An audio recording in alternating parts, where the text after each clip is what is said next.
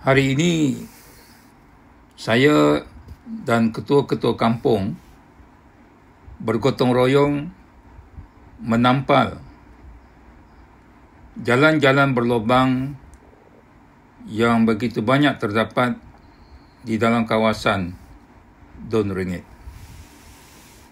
Saya tidak mahu mengambil risiko, iaitu jika jalan-jalan berlubang ini lambat ditampal, maka akan berlaku lebih banyak kemalangan jalan raya yang boleh meragut nyawa penduduk.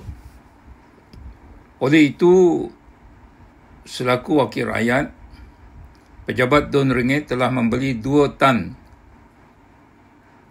tar goreng dan kita menampalnya secara bergotong royong, iaitu di kampung Sungai Dulang Darat, kampung Perpat Darat, kampung Seri Bahrum Darat, kampung Sungai Keluang Darat, kampung Sungai Merlong dan juga kampung Simpang Enam.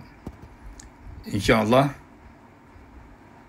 kerja-kerja menampal jalan-jalan berlubang ini akan kita teruskan di kampung-kampung lain, kerana keutamaan kita ialah keselamatan penduduk.